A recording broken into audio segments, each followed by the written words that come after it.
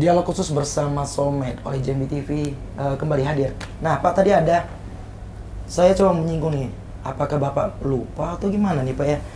Gimana nih kok bisa mendekat sama Pak Jokowi gitu? Apakah Pak Jokowinya merapat ke Soulmate atau timnya, atau Soulmate yang merapat ke Pak Jokowi gitu Pak? Iya, jadi semuanya mengalir. Baik. Jadi semuanya mengalir. Waktu itu teman-teman Soulmate itu kumpul kan, dan kita lihat waktu itu kita udah tahu Pak Jokowi itu mau maju sebagai calon presiden. Dan kita lihat beliau ini orang benar dan baik yang harus kita dukung untuk memimpin bangsa kita. Jadi setelah itu saya diperkenalkan ke Pak Jokowi oleh salah satu orang terdekat beliau. Nah, dari situ akhirnya kita intens. Kita juga dengan sendirinya itu untuk pemenangan Pak Jokowi itu prosesnya begitu Bang. Kita jalan aja. Kadang-kadang kita bertemu Pak Jokowi, kita memberikan laporan dan konsultasi. Dari situ makin intens, akhirnya makin klop. Ya, kita Pak Jokowi mungkin merasa Soulmate ini tulus mendukung beliau tanpa minta imbalan materi ataupun jabatan apapun. Itu kekuatan kami. Berarti Soulmate memang tangan dingin Pak ya? Iya, siapa jadi memang yang dipegangnya sukses? Ya, alhamdulillah kayak begitu. Jadi memang saya juga sebenarnya kalau mau bilang politisi sih bukan juga ya Bang ya. Saya juga nggak berpartai gitu loh. Tapi saya punya intuisi politik yang cukup lumayan. Jadi kita kira-kira untuk pemenangan ini strateginya apa. Terus kita tahu yang akan kita dukung itu menang atau tidak. Jadi memang terjalin sendiri. Jadi saya juga tahu perkembangan politik itu A1. Jadi politik di istana bagaimana, di partai-partai bagaimana, di masyarakat bagaimana.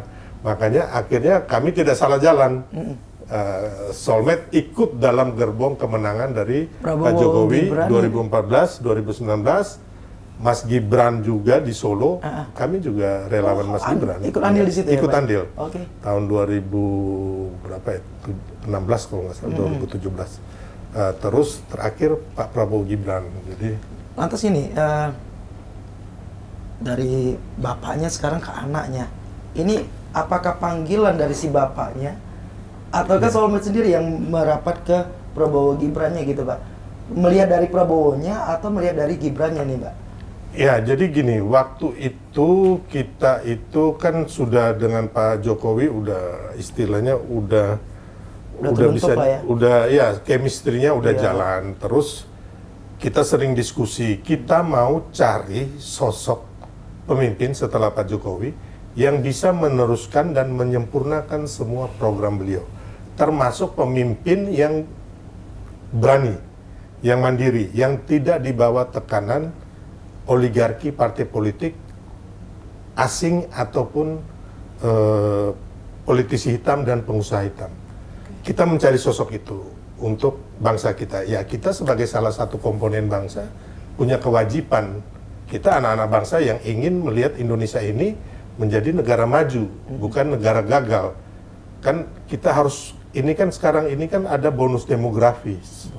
Yang mana kalau kita salah mendapat pemimpin, kita akan menjadi negara gagal seperti negara-negara di Amerika Selatan atau di Afrika yang akhirnya bangkrut. Jadi akhirnya kita melihat sosok ini, kita juga ngobrol, kasih masukan ke Pak Jokowi. Pak Jokowi kayaknya Pak Prabowo ini bagus. Nah, sebenarnya waktu itu kita maunya Pak Prabowo dan Mas Ganjar. Tapi akhirnya Mas Gibran itu pilihan terakhir dari kami dan Pak Jokowi. Jadi kami nggak pernah langsung mendukung Mas Gibran, kecuali hanya waktu beliau menjadi wali kota Solo. Tapi ketika tiba-tiba PDIP memutuskan Mas Ganjar dan Mahfud, berarti peluang untuk menyandingkan Pak Prabowo dan Mas Ganjar itu nggak ada. Akhirnya kita cari alternatif lain, yaitu Mas Gibran. Dan kebetulan di MK itu ada anak-anak muda yang mengajukan gugatan di MK mengenai umur usia ya. Dan ketika itu jadi barang itu, ya sudah, kita benar-benar ini memang udah jalan Tuhan menurut kami. Jadi ya, Jadi Bapak ini melihat dari bukan Bapak sih ya. Abang. Ya, bukan individu. Oh, bukan individu. Kita sekarang berbicara soulmate-nya ini. Soulmate ini melihat sosok individu atau partainya nih. Tadi soalnya ke Ganjar ayo juga gitu, sempat ada hati ke Ganjar. Benar, ya? benar. Sempat ada hati ke Ganjar. Berarti Ganjar kenapa ditinggalin nih, Pak? Kita waktu itu melihat sosok Pak Ganjar adalah sosok yang bagus ya.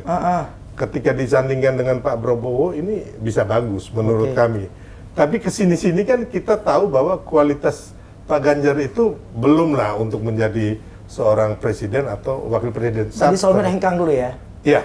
Tapi kalau Ganjar di 5 tahun akan datang mencalonkan diri, gimana? Enggak, kayaknya enggak. Untuk Mas Ganjar atau Pak Anies Baswedan, kami tutup buku, kami sampai kapanpun. Sampai kapanpun. Udah enggak. Kenapa kita mendukung Pak Prabowo, ya kan? Pak Prabowo tidak pernah terindikasi korupsi. Baik.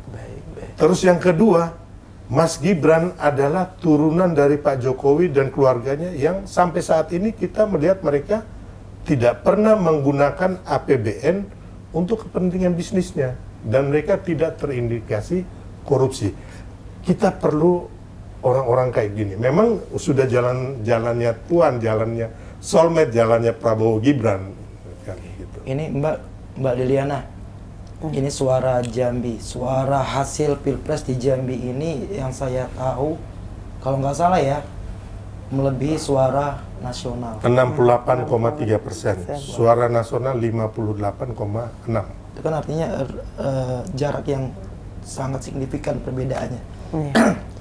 Ini selaku bagian dari soulmate, khususnya untuk wilayah Provinsi Jambi, apa sih yang dilakukan oleh soulmate di Jambi hingga Prabowo Gibran sukses memperoleh suara tertinggi di Provinsi Jambi gitu? Intinya kita intens kedekatan dengan masyarakat Jambi.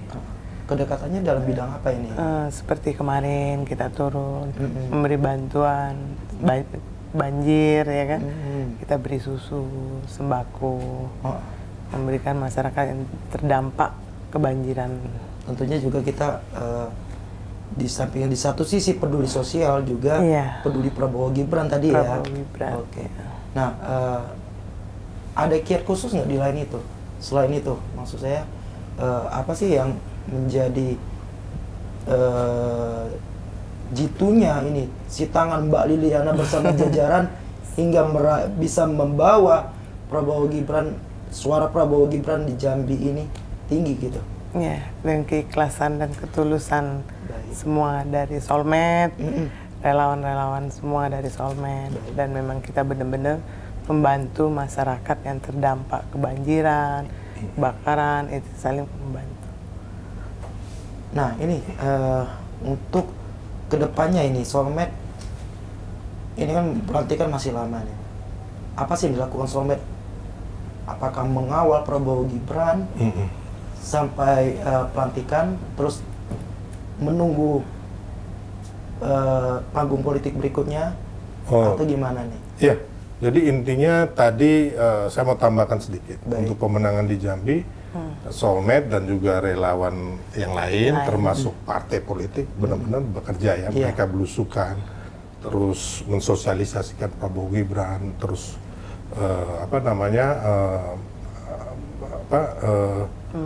memberi yang terdampak ada susah, saya pikir itu. Terus kalau untuk kedepannya soulmate, kita nggak menunggu pelantikan ya. Pelantikan Prabowo Gibran ini insya Allah akan terjadi gitu loh. Ya kan, selama Tuhan mengizinkan, ya tetap sesuai prosedur yang ada, sesuai ketatanegaraan, bahwa akan dilantik tanggal 20 Oktober 2024. Sepanjang menunggu hasil dari gugatan Pilpres di MK saat ini, ya kan? Jadi kita nggak mau menunggu itu. Soulmate tetap sekarang ini harus tetap mendampingin masyarakat, mendukung program-program Pak Jokowi gitu loh. Jadi masyarakat ada kesulitan, kita harus tetap turun gitu.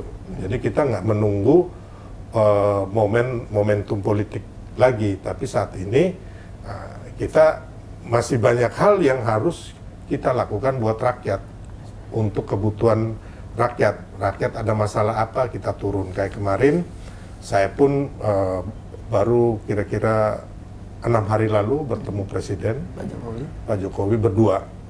Di situ saya memberikan masukan mengenai pemerintah, mengenai proyek strategis nasional ataupun dari pihak-pihak kementerian, ya kan, atau yang kira-kira belum perform, ya kan. Jadi kita berikan apa di kementerian ini begini.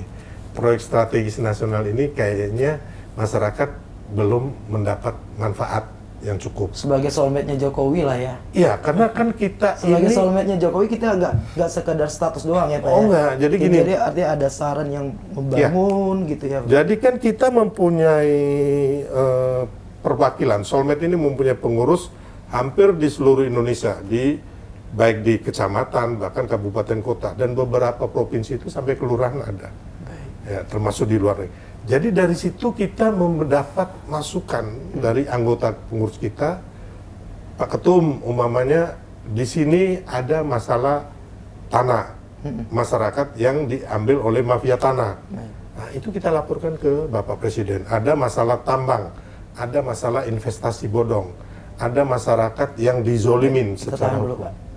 Kita akan lanjutkan setelah pariwara berikut ini. Tetaplah bersama kami.